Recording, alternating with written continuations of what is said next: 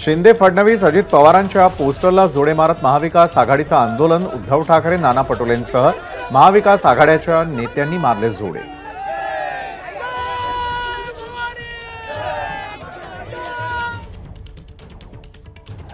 हुतात्मा चौक ते gateway of India पर्यंत महाविकास आघाडीचा मोर्चा आंदोलनाच्या पार्श्वभूमीवर गेटवे ऑफ इंडिया पर्यटकांसाठी बंद।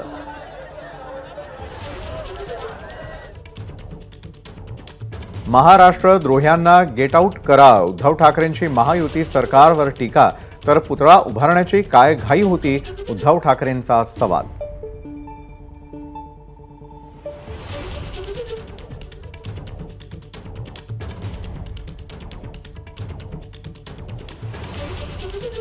उद्धव ठाकरेंना 2 वर्षांपूर्वीच जनतेनं गेट आउट केलेलं आहे। मुख्यमंत्री एकनाथ शिंदेंचं उद्धव ठाकरेंच्या टीकेला प्रत्युत्तर।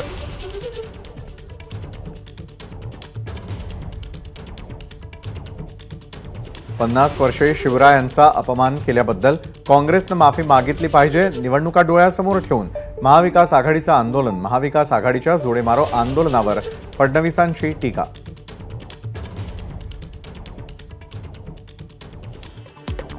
सर्व नेत्यांनी माफी मागितली तर आंदोलन कशाला? चंद्रशेखर बावनकुळेंचा महाविकास आघाडीला सवाल, तर काँग्रेस यावर राजकारण करतंय, बावनकुळेंचा आरोप।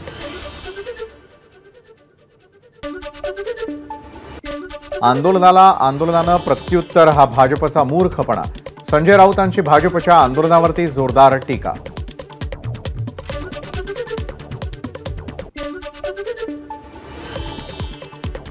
नांदेडमध्ये अंबादास दानवेंच्या नेतृत्वामध्ये भर पावसात महाविकास आघाडीचं आंदोलन। राज्य सरकारच्या प्रतिकात्मक पुतळ्याला जोडे मारत आंदोलकांची घोषणाबाजी।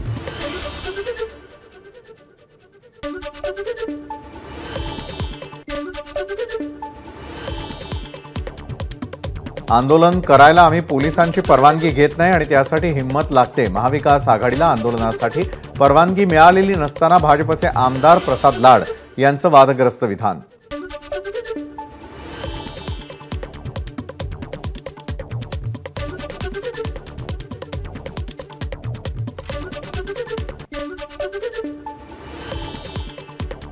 महाराष्ट्र विधानसभेसाठी निवडणूक आयोगाकडून अंतिम मतदार यादी प्रसिद्ध। 9.5 कोटी मतदार बजावणार मतदानाचा हक्क।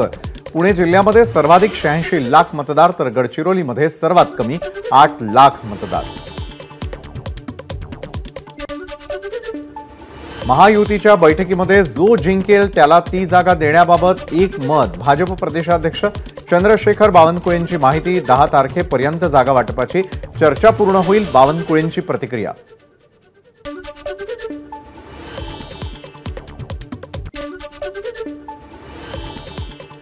मनोज जरांगेंनी विधानसभेमध्ये 288 नाही तर केवळ 88 उमेदवार उभे करावेत, त्यापैकी 8 उमेदवार निवडून आणून दाखवावेत।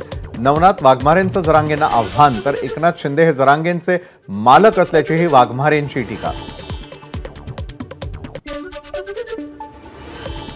45 वर्षांच्या राजकारणामध्ये आमदार निलंगेकरांसारखी जनसन्मान यात्रा काढता आली नाही। मलाही अशी यात्रा काढावी वाटतेय। लोकसभेतील अपयशानंतर माजी खासदार रावसाहेब दानवेंचं वक्तव्य। कोणत्याही व्यासपीठावर विकास निधी किती आणला याबाबत चर्चा करायला तयार। संभाजी पाटील निलंगेकर यांचं आमदार अमित देशमुख यांना आव्हान। स्वतःच्या गावचा रस्ता करता आला नाही ते विकासाच्या गप्पा मारत असल्याचीही टीका। विलासराव देशमुख यांचं वागणं, बोलणं, चालणं फार वेगळं होतं, ते गुण पुढच्या पिढीत नाहीत। सुरेश धस यांचे आमदार अमित देशमुख यांच्यावर खोचक टीका। तानाजी सावंत गणेश हाकेंच्या वक्तव्यावरून अजित पवारांकडून नाराजी व्यक्त। महायुतीच्या कोणत्याही नेत्यांनी वादग्रस्त विधान करू नये यासाठी एक गाईडलाईन ठरवली जाणार।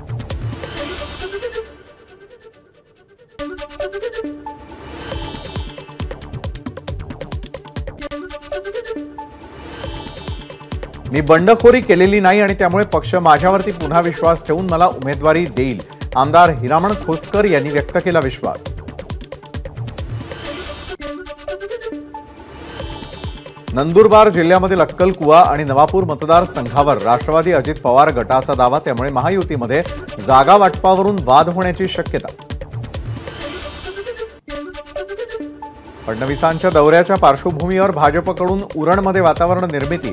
यावेळी शेकापच्या कार्यालयावरती भाजपचे झेंडे लावणाऱ्यांना शेकापच्या कार्यकर्त्यांनी रोखलं। विधानसभा निवडणुकीमध्ये भाजप आणणार छत्तीसगड पॅटर्न। लोकसभा निवडणुकीमध्ये भाजपला मराठवाड्यामध्ये मोठं अपयश आलं, त्यामुळे भाजप आता कंबर कसती आहे। खासदार भागवत कराड यांची माहिती। आचारसंहिता लागेल म्हणून नारळ फोडू नका, राहिलेली कामं आधी पूर्ण करा। भाजपचे आमदार बबनराव लोणीकरांना जालन्याभर सभेत एका अपंग तरुणांना विचारला जाब।